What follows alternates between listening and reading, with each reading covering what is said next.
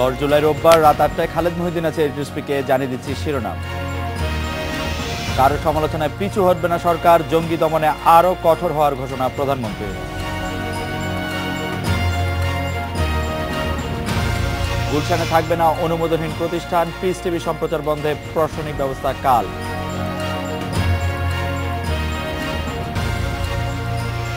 জঙ্গি সন্ত্রাস দমনে বিশেষজ্ঞ সহায়তার প্রস্তাব যুক্তরাষ্ট্রের, পদ্ধতি নিয়ে আলোচনা করছে সরকার। জঙ্গি মোকাবেলায় যতটা কঠোর হওয়া দরকার সরকার ততটাই কঠোর হবে জানিয়েছেন প্রধানমন্ত্রী শেখ হাসিনা। আর কড়া হুঁশিয়ারি, এক্ষেত্রে কারো সমালোচনায় কাজ হবে না। সকালে নিজ কার্যালয়ে কর্মকর্তাদের সঙ্গে ঈদ শুভেচ্ছা বিনিময়ের সময় এই হুঁশিয়ারি দেন প্রধানমন্ত্রী। যে এই যারা গুম হচ্ছে তাদেরকে যে খালি পুলিশ, র্যাব বা সরকার বা এরা গুম করছে তা না, তারা যে স্বেচ্ছায় নিজেদেরকে গুম করে ফেলছে, স্বেচ্ছায় তারা চলে যাচ্ছে এবং তারা কোথায় গেল, কি করলো, সেই খবরটা এরা কেন দিতে ব্যর্থ হলো, কোথায় কোন ছাত্ররা কতদিন অ্যাবসেন্ট তার একটা রিপোর্ট বের করা, তালিকা বের করা এবং তাদের নাম, ছবি সেগুলি নিয়ে আসা এবং এটা প্রকাশ করা। যত কঠোর হতে হয় হবে, সেইভাবে আমাদের এই জঙ্গিবাদ এবং সন্ত্রাসবাদ বাংলাদেশ থেকে নির্মূল করতে হবে এবং তার জন্য ভূমিকা রাখতেই হবে। এটা এখানে কেউ লেখে লুখে এগুলি কিছু করতে পারবেন না। আমরা যেটা সিদ্ধান্ত নিয়ে গুলশান এলাকায় অনুমোদনহীন ভবন প্রতিষ্ঠান বন্ধের সিদ্ধান্ত নিয়েছে সরকার। সচিবালয় আইন শৃঙ্খলা বিষয়ক মন্ত্রিসভা কমিটির সভায় এই সিদ্ধান্ত হয়। ইমামদের জঙ্গি বিরোধী প্রচার চালানোর উপর জোর দেওয়া হয় সভায়। এছাড়া সিদ্ধান্ত হয়েছে পিস টিভি সম্প্রচার বন্ধের।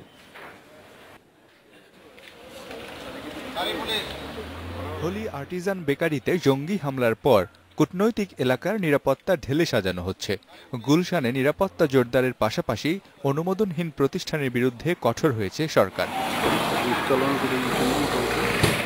আইন শৃঙ্খলা বিষয়ক মন্ত্রিসভা কমিটির সভায় সিদ্ধান্ত, গুলশানে অনুমোদনহীন রেস্তোরাঁ, হাসপাতাল ও স্কুল কলেজ বন্ধ করে দেয়া হবে।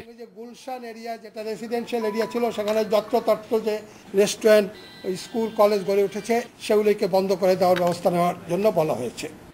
সভায় সিদ্ধান্ত হয় কূটনৈতিক পাড়াসহ গুরুত্বপূর্ণ জায়গায় আইন শৃঙ্খলা বাহিনীর টহল বাড়ানো হবে। আইন শৃঙ্খলা বাহিনীর সক্ষমতা বাড়ানোরও সিদ্ধান্ত হয়েছে সভায়। এখানে যারা বিদেশি আছেন এবং তারা যে সমস্ত জায়গায় কাজ করছেন তাদের সবাই সিকিউরিটির ব্যবস্থা করা হয়েছে। পুলিশ বাহিনীকে অস্ত্রশস্ত্র দিয়ে আরও বেশি মডার্নাইজ করার জন্য সিদ্ধান্ত হয়েছে, সক্ষমতা বৃদ্ধি করার জন্য। বাংলাদেশে পিস টিভির সম্প্রচার বন্ধের সিদ্ধান্ত হয়েছে জানিয়ে শিল্পমন্ত্রী জানান, জঙ্গি বিরোধী সচেতনতা বাড়াতে ধর্মের সঠিক বয়ানের উপরও জোর দিচ্ছে সরকার। এবং পিস টেলিভিশন বন্ধ করে দেওয়ার সিদ্ধান্ত নেওয়া হয়েছে। Mizanur Rahman, independent news, Dhaka. জঙ্গি আর সন্ত্রাসবাদ দমনে সহযোগিতার প্রস্তাব দিয়েছে যুক্তরাষ্ট্র। এই বিষয়ে বিস্তারিত আলোচনা চলছে বলে জানিয়েছেন পররাষ্ট্র সচিব শহীদুল হক। ঢাকা সফররত মার্কিন সহকারী পররাষ্ট্রমন্ত্রী নিশা দেশাইয়ের সঙ্গে বৈঠক শেষে কথা জানান সচিব। ওনারা বিভিন্ন পর্যায়ে সহায়তা করার জন্য প্রস্তাব করেছেন, সেটা নিয়ে আলোচনা হচ্ছে। আলোচনা আজকে শুরু হলো। কেবল যে কোনো দেশ সহযোগিতা করতে চাইলে সে ব্যাপারে আমাদের ন্যাচারালি সম্মতি আছে। প্রশ্ন হলো যে মডালিটিসটা বার করা। ধন্যবাদ। হোলি আর্টিজান এবং শোলাকিয়ায় হামলার পর দেশের সাম্প্রতিক পরিস্থিতি নিয়ে কথা বলতে এখন আমাদের সাথে আছেন বেসামরিক বিমান পরিবহন ও পর্যটন মন্ত্রী, বাংলাদেশের ওয়ার্কার্স পার্টির সভাপতি রাশেদ খান মেনন এবং নিরাপত্তা বিশ্লেষক অবসরপ্রাপ্ত brigadier general M Sakhawat Hossain. জনাব রাশেদ খান মেনন, যে বিষয়টি আমি জানতে চাইব যে বেগম জিয়ার পর হুসেইন মোহাম্মদ এরশাদও জঙ্গিবাদ দমনের সব রাজনৈতিক দল নিয়ে জাতীয় সম্মেলন ডাকতে সরকারি দলের প্রতি আহ্বান জানাচ্ছেন। এই বিষয়ে সরকারি জোটের অবস্থান কি? সরকারি জোটের অবস্থানটা খুবই সুস্পষ্ট। সরকারি জোট যেটা বলেছে যে এই বিভিন্ন জঙ্গি হামলার সাথে জামাতের সম্পৃক্ত তারা বিভিন্ন সময়ে এটা প্রতিষ্ঠিত। কেবল তাই নয়, আমরা যদি ধারাবাহিকভাবে ৭১ থেকে শুরু করে আজকের দিন পর্যন্ত আমরা দেখি, তার এই সমস্ত ঘটনাবলীর উৎস হচ্ছে জামাত ইসলামের তাদের যে রাজনৈতিক লক্ষ্য পূরণ হাসিলের জন্য তাদের যে বিভিন্ন কর্মকাণ্ড, তার মধ্যে তারা শুরু করেছিলেন হাত কাটা, রক কাটা, চোখ তোলার মধ্য দিয়ে। এখন এটা রূপান্তরিত হয়েছে বিভিন্ন জঙ্গি গোষ্ঠীর সাথে তাদের আন্তঃসম্পর্কের মধ্য দিয়ে।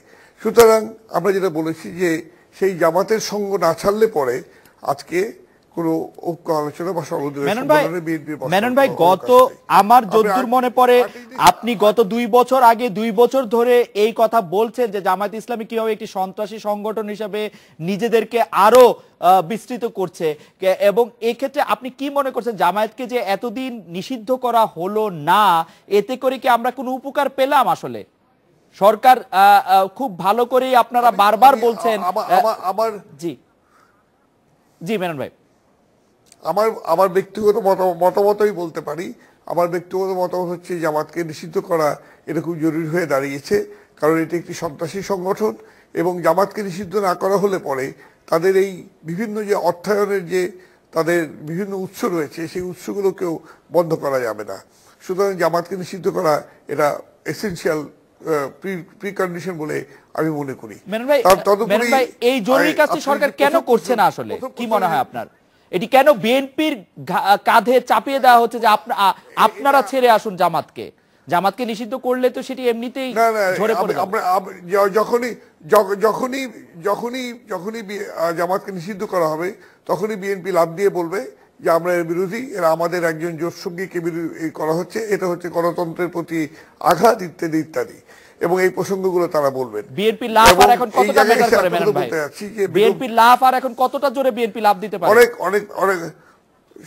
শুনুন, আজকে এই জঙ্গি হামলার পরে যেখানে তাদের একেবারে দ্বিধাহীনভাবে ঘটনার নিন্দা করার কথা ছিল, আপনি যদি বেগম জিয়ার বক্তব্য দেখেন, প্রথম দিনই তিনি বললেন এটা একটা রক্তাক্ত অভ্যুত্থান, পরে এসে সংশোধন করেছিলেন, কিন্তু সবশেষে এসে আবার কিন্তু তিনি এই ঘটনার মধ্যে দিয়ে তার বেনিফিট আদায়ের চেষ্টা করছেন। তিনি বলছেন এখন কাজ সরকারের পদত্যাগ করে নির্দলীয় নিরপেক্ষ সরকারের অধীনে নির্বাচন দেওয়া, অর্থাৎ তিনি জঙ্গি উৎপাদন বা মূলোৎপন্নের ব্যাপারে তার কোনো আগ্রহ নেই।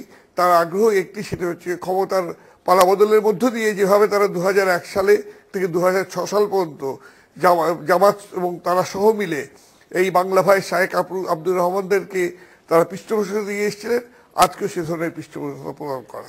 মেনন ভাই, আপনাকে ধন্যবাদ। আমি brigadier general M Sakhawat Hossain আপনাকে জানতে চাইবো যে মেনন ভাই যে বিশ্লেষণ করলেন যে এই জঙ্গিবাদের জন্য আসলে জামায়াতে ইসলামীর সাথে সম্পৃক্ততার প্রমাণ পাওয়া যায় বলে এই মুহূর্তে জাতীয় সম্মেলন ডাকতে সরকারি দল এক ধরনের বা সরকারি জোটের মধ্যে এক ধরনের অনীহা রয়েছে, সেই বিষয়ে আপনার পর্যবেক্ষণ বা বিশ্লেষণ কি brigadier general M Sakhawat Hossain?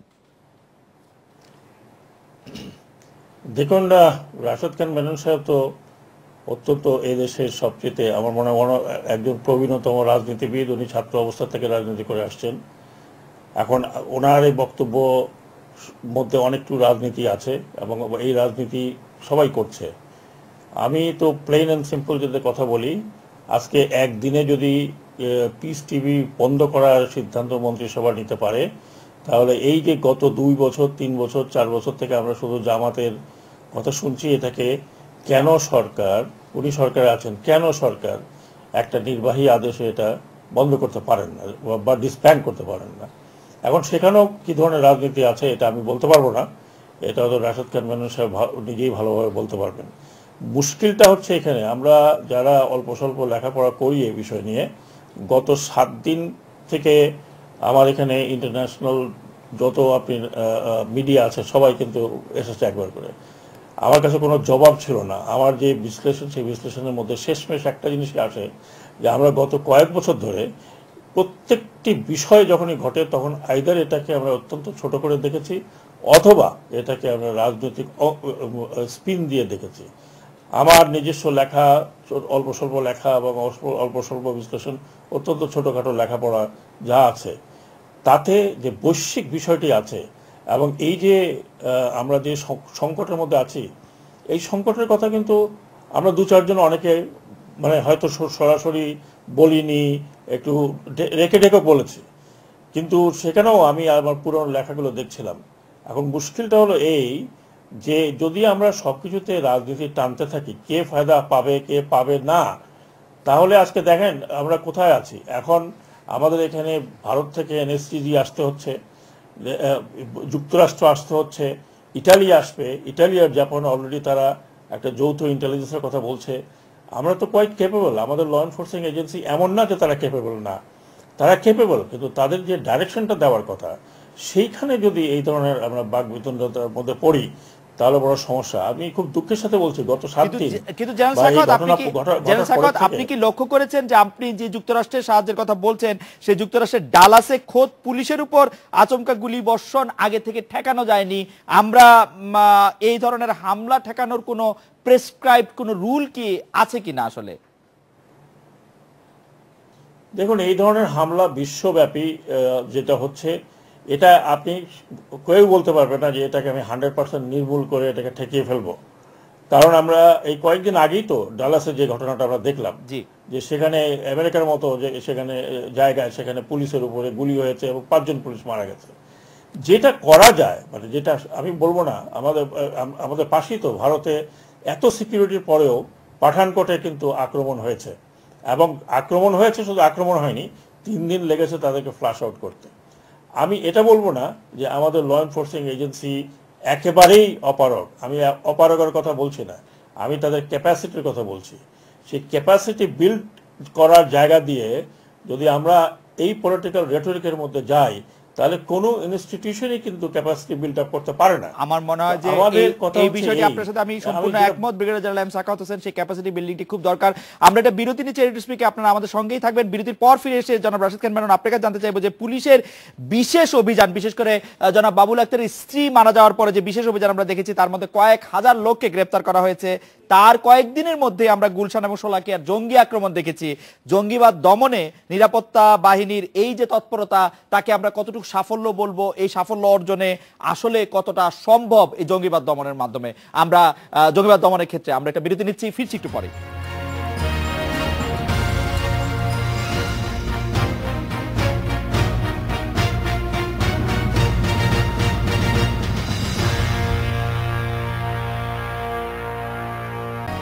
আমাদের সাথে বিমান ও পর্যটন মন্ত্রী রাশেদ খান মেনন আছেন brigadier general M Sakhawat Hossain, নিরাপত্তা বিশ্লেষক অবসরপ্রাপ্ত, এবং বিএনপি সাংগঠনিক সম্পাদক ডক্টর শাহাদাত হোসেন আমাদের সঙ্গে যোগ দিয়েছেন। জনাব রাশেদ খান মেননের কাছে আমাদের প্রশ্ন ছিল যে পুলিশের বিশেষ অভিযানের মাধ্যমে কয়েক হাজার লোককে গ্রেপ্তার করা হয়েছে, তার পরপরই গুলশান এবং শোলাকিয়ার 2টি জঙ্গি আক্রমণের ঘটনা ঘটলো।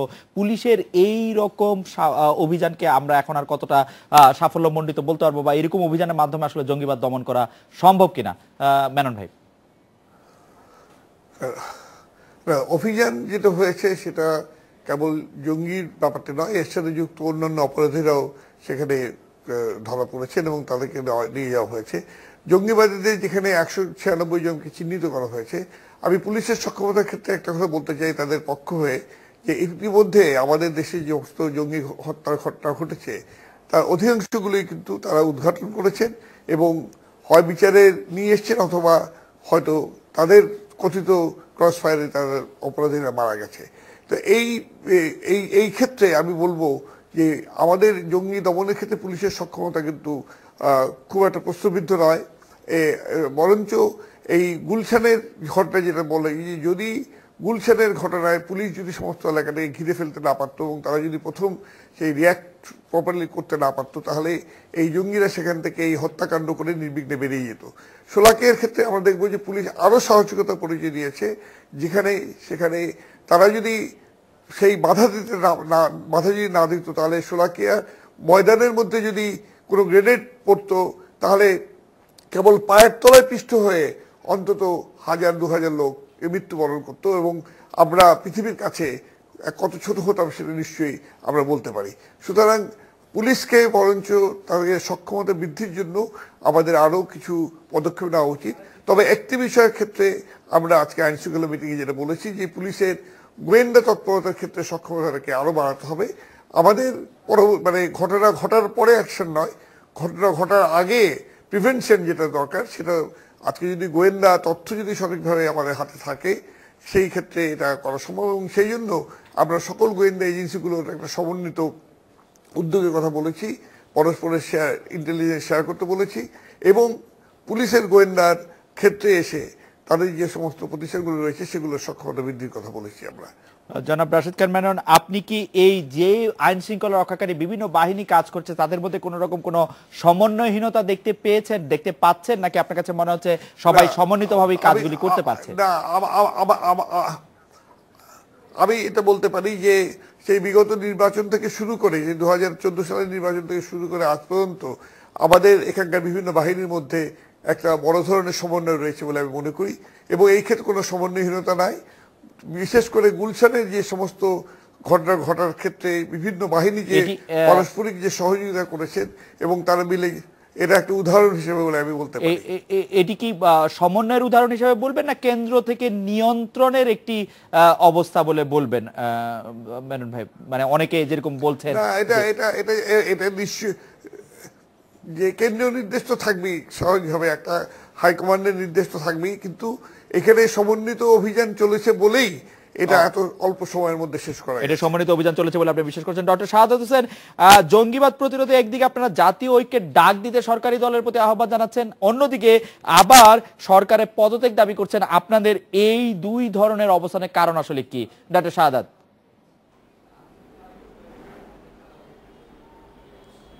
ধন্যবাদ খালেদ ভাই।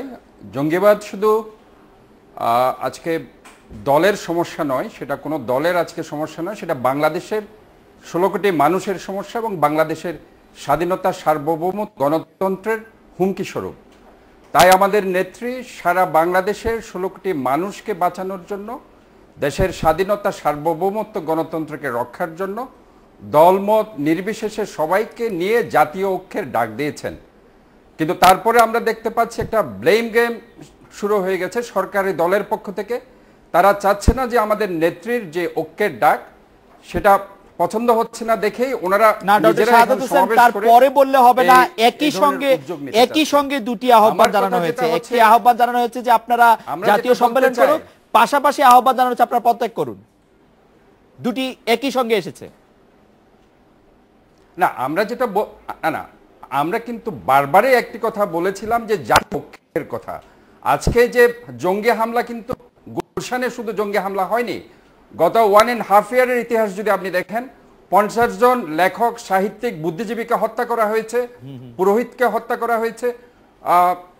জঙ্গিরা আপনার ধরেন এই যে গির্জার বারবারই বলা হয়েছে যে সব দলের অংশগ্রহণ একটি নির্বাচন দিলে এইসব হামলা বন্ধ হয়ে যাবে। না না না না, এটা আমরা বলিনি। আমরা বলেছি যে সব দলকে নিয়ে, মতকে নিয়ে, এই স্বার্থে, জাতীয় স্বার্থে, এটা জাতীয় সমস্যা, এই স্বার্থে সবাইকে ঐক্যবদ্ধ হয়ে এই সমস্যার সমাধান করার জন্য আমার নেত্রী বারবার বলেছেন, ডাক দিয়েছেন। কিন্তু সরকারি দল এদের মনে করছে যে আমাদের নেত্রীর এই সিদ্ধান্ত বাংলাদেশের মানুষ গ্রহণ করেছে, এই জন্যই তারা ব্লেম গেম শুরু করেছে এবং উল্টাপাল্টা এই কথা বলে। কারণ জঙ্গির যে হাত রয়েছে তাদের মধ্যে সেটা রয়েছে, এবং জঙ্গিদেরকে জনসমক্ষে না এনে তাদেরকে দুইটা তো দুই ধরনের ডাক। তাহলে কি আমরা এখন পদত্যাগের আহ্বানটাই বা পদত্যাগের দাবিটাই আপনাদের দাবি ধরে নিব যে সরকারের পদত্যাগই চাইছেন আপনারা? পদত্যাগের দাবি আমরা করেছি ওই স্বার্থে, জঙ্গিবাদ দমন করতে না পারলে সেক্ষেত্রে অবশ্যই তাদেরকে পদত্যাগ করতে হবে। আচ্ছা, জঙ্গিবাদ দমন করতে না পারলে আমাদের সরকার জঙ্গিবাদ, আপনি দেখেন বাংলা ভাই শাইখ আব্দুর রহমানকে আমরা বিচারের আওতায় এনে তাদেরকে ফাঁসি দেওয়া হয়েছিল, কিন্তু তারা কি করেছে? জঙ্গিবাদের রুট তারা আজকে খুঁজে বের করতে পারছে না। কেন পারবে না? ডক্টর সাদাত, আপনি কি মনে করেন না যে বাংলা ভাই এবং শাইখ আব্দুর রহমানের থেকে এইবারের জঙ্গি সমস্যাটা একটু ভিন্নতর, কারণ এইটির প্রেক্ষাপট এবং শিকড় সবই আন্তর্জাতিকভাবে বিভিন্ন বিষয় দিয়ে প্রভাবিত? অবশ্যই, আমরা তো এই জন্যই বলছি যে সবাইকে নিয়ে আলাপ করতে হবে। জাতীয় স্বার্থের ব্যাপারে সব দল মত সবাইকে নিয়ে ঐক্যবদ্ধভাবে, যেহেতু বাংলাদেশের 16 কোটি মানুষের এই সমস্যা, এই সমস্যার জন্য তো সরকারি দল এককভাবে ক্যাপাবেল না, সবাইকে নিয়ে তো ঐক্যবদ্ধভাবে এটাতে আগাতে হবে। আমরা তো এটাই চাই, এটাই তো আমরা বারবার বলছি। আচ্ছা, এবং এটার জন্য ঐক্যমত সৃষ্টি করার জন্য আমরা বলছি সবাই। আচ্ছা, আপনারা ঐক্যমত সৃষ্টি করার জন্য বলছেন, আপনাদের অনেক ধন্যবাদ। ব্রিগেডিয়ার জেনারেল সাখাওয়াত হোসেন, আপনাকে জানতে চাইবো যে মার্কিন সহকারী পররাষ্ট্রমন্ত্রী নিশা দেশাই যে আজকে আমাদের সরকারের সঙ্গে বৈঠক করলেন এবং জঙ্গিবাদ দমনে যে বিশেষজ্ঞ সহায়তা দিতে চাইলেন, এ নিয়ে আপনার পর্যবেক্ষণ কি? ওর সাহায্য নিলে আমাদের জন্য সুবিধা, না না নিলে সুবিধা? আমাদের আসলে কি করা উচিত? দেখুন, এটা বলা বড় মুশকিল, কারণ আমরা এতদিন কিন্তু বলে আসছি যে তাদের কথা বলে আসছি যে তারা এই সমস্ত অরিজিন করেছে। ডেফিনেটলি আজকে যদি আপনি চিলকুট রিপোর্টটা যদি পড়েন, আমি মনে করি চিলকুট রিপোর্টটা যদি আপনি পড়েন, এটাও একটা আপনার কি বলে এটাকে, এটাও যদি আপনি পড়েন তাহলে এটাও কিন্তু রেডিক্যালাইজেশন করার একটা কিন্তু বিষয়। কারণ একটি হামলা, একটি দেশকে তছনছ করা হয়েছে এবং তার কোনো লজিক তারা খুঁজে পায়নি। হোয়াই মিস্টার ব্লেয়ার এইটার সাথে পার্টিসিপেট করেছেন। তো এখন বিষয়টা হলো যে আমরা যেই পর্যায়ে আছি, যেই জায়গায় আছি, আমরা একটা বিশ্ব সমস্যার ভিতরে আছি, সেটা শুরু থেকে আমরা দেখে আসছি। তো আমাদের সেই জায়গায় এই ক্যাপাসিটিটা কিন্তু আমাদের নেই। এই যে আপনি রাশেদ খান মেনন সাহেব সঠিক বলেছেন যে আমাদের এই ধরনের এটাকে মোকাবেলা করতে হলে যে ক্যাপাসিটি ইন্টেলিজেন্সের দরকার, সেই ইন্টেলিজেন্সের ক্যাপাসিটিটা কিন্তু নেই। যে হিউম্যান ইন্টেলিজেন্সটা হারিয়ে গিয়েছে। আমরা সবচেয়ে বেশি এখন টেকনোলজিক্যাল ইন্টেলিজেন্সের মধ্যে গেছি। ফেসবুকে কে কি লিখলো এটা কিন্তু 2 মিনিটের মধ্যে আমরা বের করতে পারছি। কিন্তু এই তরুণগুলো হারিয়ে গেল। হারিয়ে যাওয়ার পরে তারা কোথায় গেল? এই আপনার গুলশানের মতো এই জায়গায় কিভাবে তারা সংগঠিত হলো, এটা কিন্তু আগাম আমরা রোধ করতে পারিনি। একই যদি শোলাকিয়াতে বলি, তারাও রোধ করতে পারেনি। আমি কিন্তু পুলিশের সক্ষমতা যেটা বলছি, তার ক্যাপাসিটির কথা বলছি। ক্যাপাসিটি একটা জিনিস, যেখানে তার ট্রেনিং দরকার, তাকে ইকুইপমেন্ট দেওয়া দরকার, তার আগাম পরিকল্পনা যেগুলো কীভাবে করতে হয় সেগুলো দরকার। সেই ক্যাপাসিটি বিল্ডিংয়ের কথা বলছি। আমাদের পুলিশ যদি না থাকতো তাহলে আমরা আরও সমস্যার মধ্যে পড়তাম, এতে কোনো সন্দেহ নেই। বাট এই ক্যাপাসিটিটা বিল্ড আপ করার জন্য যা যা প্রয়োজন, সেটা তড়িৎ গতিতে সরকারকে সিদ্ধান্ত নিতে হবে। একই সাথে আমি যদি একটু বলি 1 মিনিটের জন্য, সমন্বয়হীনতা ছিল কি ছিল সেটা বড় কথা নয়, কিন্তু এতগুলো ফোর্স যেখানে একত্র হয়, সেখানে কিন্তু ফিল্ডে একটা সমন্বয়ের প্রয়োজন হয়। 1 সিঙ্গেল কমান্ড। এই ধরনের অপারেশনে there has to be 1 single command. আমাদের এখানে নানান রকমের ইন্টেলিজেন্স অর্গানাইজেশন আছে, কিন্তু এই ইন্টেলিজেন্স অর্গানাইজেশনগুলোকে এর কোনো এপেক বডি নেই, যেখানে সবগুলো একত্র করে একটা সিনথেসাইজ করে একটা রেকমেন্ডেশন হবে বা রেকমেন্ডেড হবে ফর পলিসি মেকিং। তো এইখানে এর কোনো এপেক বডি নেই, যেখানে সবগুলো একত্র করে একটা সিনথেসাইজ করে একটা রেকমেন্ডেশন হবে বা রেকমেন্ডেড হবে ফর পলিসি মেকিং। তো এইখানে আমরা যখন দেখি, আজকে যখন আমরা যৌথ কমান্ডের কথা বলি, সেখানে কিন্তু ফিল্ড লেভেলে একটা কমান্ড হয়। ধরুন আমি যতটুকু টেলিভিশনে দেখলাম, তারপর তো আমরা দেখতে পারিনি, পুলিশ ছিল, বিজিবি ছিল, র্যাব ছিল, সোয়াট ছিল, সমস্ত কিছু ছিল। কিন্তু প্রশ্নটা ছিল হু ওয়াজ অন দ্য গ্রাউন্ড। যে গ্রাউন্ডে সেনাবাহিনী আসার আগ পর্যন্ত সেই গ্রাউন্ডে একক কমান্ড কার কাছে ছিল এবং হু ওয়াজ কমান্ডিং অ্যাট দ্যাট এই জিনিসটা। আমার মনে হয় যে আইন শৃঙ্খলা বাহিনী সাহস করে নিজেরা গিয়ে আইন শৃঙ্খলা বিষয়ক আজকে মন্ত্রিসভা কমিটি এই বিষয়ে বৈঠক করেছে জনাব রাশেদ খান মেননের কাছে। নিশ্চয়ই আমরা বিষয়টি শুনবো। তার আগে ব্রিগেডিয়ার জেনারেল সাখাওয়াত, আপনার কাছে আমি একদমই মানে এক বাক্যে যদি সম্ভব আপনি যদি একটু বলেন যে নিশাত দেশাইর যে প্রস্তাব বিশেষজ্ঞ সহায়তার, সেটা আমাদের নেওয়া উচিত হবে কি হবে না? এখন আমাদের যদি ক্যাপাসিটি না থাকে তাহলে তো আমাদের নিতেই হবে, কারণ সরকার তো অলরেডি বলেছে যে আমাদের প্রয়োজন হলে আমরা বাইরে থেকে নেব। ক্যাপাসিটি যদি না থাকে তখন পরের থেকে বলেছে। ডক্টর শাহাদাত, আমি মন্ত্রী রাশেদ খান মেননের কাছে যাওয়ার আগে আপনার কাছে একটু জানতে চাইবো যে নিশাত দেশাইর যে সহায়তার যে আহ্বান, যে তিনি সহায়তা করতে চান, এতে আপনি সমর্থন করেন কি করেন না ডক্টর শাহাদাত?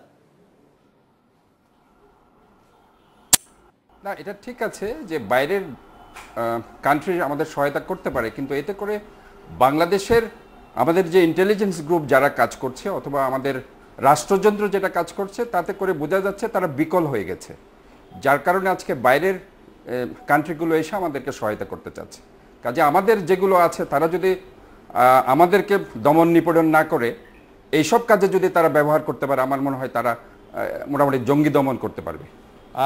আপনারা মনে করছেন রাষ্ট্রীয় বিকল হয়ে গেছে, সেই জন্য সেটি দরকার হয়েছে। আমি জনাব রাশেদ খান মেনন, আমি আপনার কাছে এই বিষয়টি জানতে চাইবো যে এই মার্কিন সহকারী পররাষ্ট্রমন্ত্রী নিশাত দেশাই যে আজ আমাদের সাথে বৈঠক করে প্রস্তাব দিলেন যে তিনি বিশেষজ্ঞ সহায়তা দিতে চায় তার দেশের সরকার, সেটি সম্পর্কে আপনি কি মনে করেন? সেটি নেওয়া আমাদের পক্ষে উচিত হবে কি হবে না? অন্যদিকে ব্রিগেডিয়ার জেনারেল সাখাওয়াত সর্বশেষ যে কথাগুলি বলেছেন যে আসলে একটি কে কোথায় কিভাবে কমান্ড করছে সেই সমন্বয় নিয়ে আসলে আলাপ হয়েছে কিনা আজকে আইন শৃঙ্খলা যে বিষয়ক মন্ত্রণালয় কমিটির আন্তঃমন্ত্রণালয় বৈঠকে। জনাব রাশেদ খান মেনন।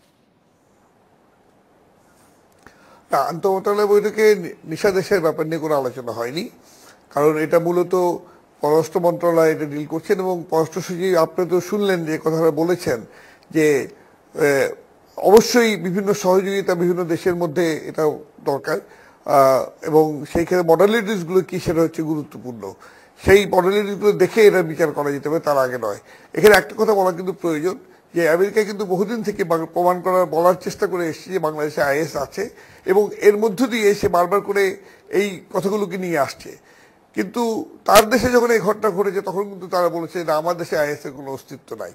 এই যে সেলফ কন্ট্রাডিক্টরি কথা, তাতে তাদের ইন্টেলিজেন্স আমাদের কতখানি কাজে লাগবে এটা এই ধরনের প্রশ্ন কিন্তু থেকে যায়। তবে এটা আমাদের বিষয় নয়, এটা পরিপূর্ণভাবে আমাদের সরকারের উচ্চতম পর্যায়ের সিদ্ধান্তের বিষয়, এবং সেখানে আমরা দেখব যে আমাদের নিজস্ব সক্ষমতা বৃদ্ধির ক্ষেত্রে এসে যেটুকু সাহায্য সহযোগিতা হতে পারে সে তার বেশি আর কিছু করার প্রয়োজন আছে বলে মনে করি না। জেনারেল সাখাওয়াত যে প্রসঙ্গটি বলছিলেন জেনারেল রাশেদ খান মেনন, যে নানা ধরনের সংস্থাকে আমরা মাঠে দেখতে পাই, কিন্তু কে মানে একটি কমান্ডের কথা যদি আমরা চিন্তা করি সেটি আসলে কোনটি, সেই বিষয়ে একটু দ্বিধাদ্বন্দ্ব দেখা দেয় কিনা, মিডিয়াতে কারা কথা বলবে না সেই বিষয়ে একটি দ্বিধাদ্বন্দ্ব দেখা দেয় কিনা জেনারেল রাশেদ খান মেনন?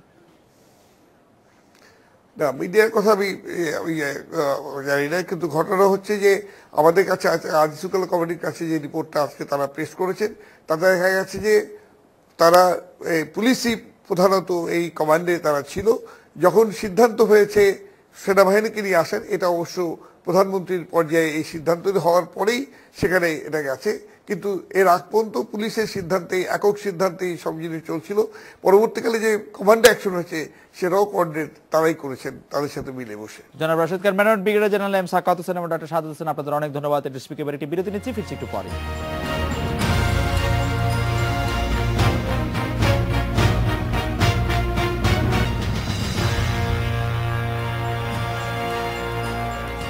শিক্ষা প্রতিষ্ঠানে কোনো শিক্ষার্থী 10 দিনের বেশি অনুপস্থিত থাকলে শিক্ষা মন্ত্রণালয়কে জানানোর নির্দেশ দিয়েছেন শিক্ষামন্ত্রী নুরুল ইসলাম নাহিদ। সচিবালয়ে শিক্ষার্থীদের জঙ্গি তৎপরতায় জড়িয়ে পড়ার বিষয়ে করণীয় নিয়ে এক সংবাদ সম্মেলনে কথা জানান মন্ত্রী। এ সময় নাহিদ বলেন, শিক্ষার্থীদের আলোর পথে রাখতে অভিভাবক ও শিক্ষকদের আরও দায়িত্ববান হতে হবে। তারা নিয়মিত শিক্ষা প্রতিষ্ঠানে আসছে কিনা তা খেয়াল রাখা শিক্ষকদের দায়িত্ব বলে জানান মন্ত্রী।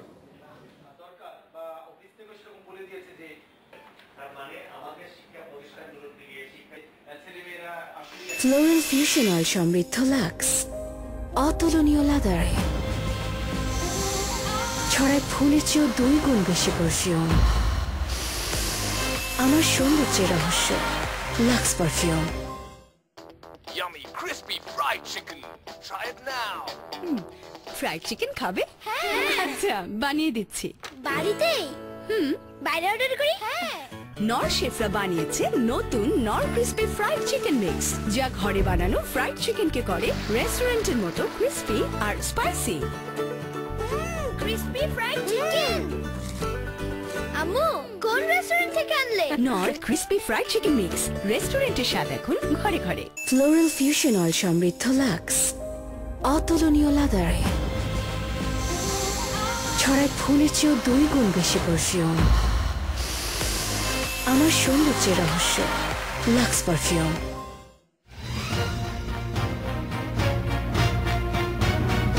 এডিটরস পিক সৌজন্যে ফ্যালকন MSGI পাইপ।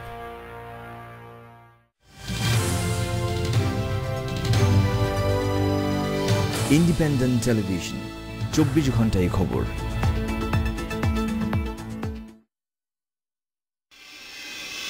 শিক্ষার্থীদের জঙ্গি তৎপরতায় জড়িয়ে পড়ার বিষয়ে কথা বলতে এখন আমাদের সঙ্গে আছেন খুলনা বিশ্ববিদ্যালয়ের উপাচার্য অধ্যাপক ডক্টর মোহাম্মদ ফায়েকুজ্জামান, আছেন রাজশাহী বিশ্ববিদ্যালয়ের প্রক্টর অধ্যাপক মুজিবুল হক আজাদ খান। আমি অধ্যাপক মোহাম্মদ ফায়েকুজ্জামান এবং অধ্যাপক মুজিবুল হক আজাদ খানের কাছে জানতে চাইব, জঙ্গিবাদ উৎসাহিত করার জন্য এতদিনে মাদ্রাসা শিক্ষার পাঠ্যক্রমকে অনেকে দায়ী করছিলেন, এখন দেখা যাচ্ছে শুধু আরবি নয় বাংলা ইংরেজি মাধ্যমের বেশ কিছু শিক্ষার্থীও জঙ্গিবাদে জড়িয়ে পড়ছে। এর কারণ কি, কিভাবে দেখছেন? আমরা একটা বিরতি নিচ্ছি, বিরতির পর ফিরে এসে আপনাদের কাছ থেকে এটি শুনতে চাই। অধ্যাপক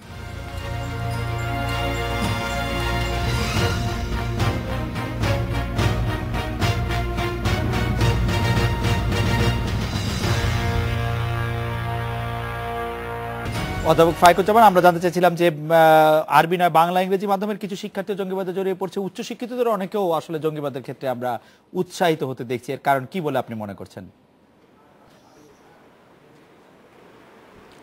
ধন্যবাদ আপনাকে। আপনি শুরুতে বলেছিলেন যে আগে শুধু মাদ্রাসার ছাত্রদের কথা শোনা যেত, এখন বাংলা ইংরেজি মিডিয়াম বা জেনারেল ইউনিভার্সিটির ছাত্ররাও জঙ্গিবাদের দিকে ঝুঁকে পড়ছে বলে জানা যাচ্ছে।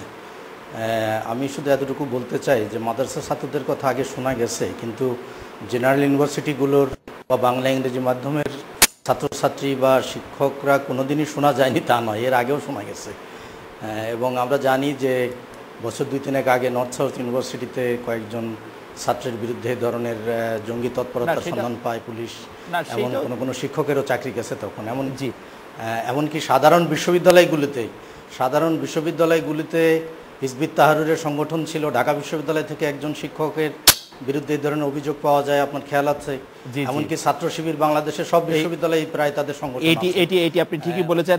আমি অধ্যাপক মজিবুল হক আজাদ খানের কাছে এই বিষয়ে জানতে চাইব যে আপনি কি অধ্যাপক মোহাম্মদ ফাইকুজ্জামানের এই বক্তব্যের সাথে একমত যে আগেও শোনা মানে মাদ্রাসার কথা শোনা গেলেও আসলে পাবলিক বা বিশ্ববিদ্যালয় বা উচ্চ বিদ্যালয়গুলির বাইরে, মহাবিদ্যালয়গুলির বাইরে ছিল না? অধ্যাপক মজিবুল হক আজাদ খান। আপনাকে ধন্যবাদ। অধ্যাপক ফাইকুজ্জামান যেটা বললেন তা যথার্থই বলেছেন, তবে আমি একটু ভিন্ন দৃষ্টিভঙ্গি থেকে বিশ্লেষণ করতে চাই যে শুধুমাত্র মাদ্রাসা শিক্ষাকে যে দোষারোপ করা হচ্ছে, আমি কিন্তু মাদ্রাসা শিক্ষা এবং ইংরেজি মাধ্যমের যে শিক্ষা, বেসরকারি বিশ্ববিদ্যালয়ের যে শিক্ষা, এই দুই শিক্ষাকে একটা জায়গা থেকে অভিন্ন দেখতে চাই। সেটা হচ্ছে যে মাদ্রাসা শিক্ষায় শিক্ষার্থীদেরকে একটা জিনিস শেখানো হয় যে তোমরা সমাজ থেকে বিচ্ছিন্ন দুর্বল শ্রেণী, আর ইংরেজি শিক্ষার যে মাধ্যম আছে এবং যে প্রাইভেট বিশ্ববিদ্যালয়, সেগুলোতে তাদেরকে শেখানো হয় যে তোমরা কর্পোরেট দুনিয়াতে যাও। বিষয়টা হচ্ছে এইরকম যে আমরা এই দুটো ক্ষেত্রের কোথাও কিন্তু শিক্ষার্থীদেরকে জীবনমুখী শিক্ষা দিতে পাচ্ছি না বলে আমার ব্যক্তিগত অভিমত। আমরা আসলে সেই জীবনমুখী শিক্ষা দিতে পারছি না। আমি ডক্টর মোহাম্মদ ফাইকুজ্জামান, আমাদের হাতে সময় না, আমরা শুধু একটি বিষয় আপনাকে মতামত জানতে চাইবো যে অনেক সময় আমরা দেখি যে তরুণ শিক্ষার্থীদের মগজ দলের কাজে নেতৃত্ব দিচ্ছেন শিক্ষকেরা, তাদের শনাক্ত করার কোনো পদ্ধতি আছে কিনা, তাদেরকে বোঝার কোনো উপায় আপনারা যারা বিশ্ববিদ্যালয়ের পড়াশোনার সঙ্গে জড়িত তারা দেখছেন কিনা? অধ্যাপক ফাইকুজ্জামান। বিষয়টা অত্যন্ত কঠিন, কারণ প্রত্যেকটা ছাত্রের পিছনে আপনি জানেন যে আমার একজন শিক্ষক আমার বিশ্ববিদ্যালয়ে ছাত্রদের যে কন্ট্রোল করা, বিশ্ববিদ্যালয়ের ছাত্রদের যে তত্ত্বাবধান করা, সেজন্য প্রত্যেকটা বিশ্ববিদ্যালয়ে একটা বডি রয়েছে, ছাত্র বিষয়ক পরিচালকের দপ্তর আছে, খুলনা বিশ্ববিদ্যালয়ের। মজিবুল হক আজাদ খান, আপনাদের অনেক ধন্যবাদ। এই ছিল আজকের নিউজ স্পিক, আমাদের পরের আয়োজন।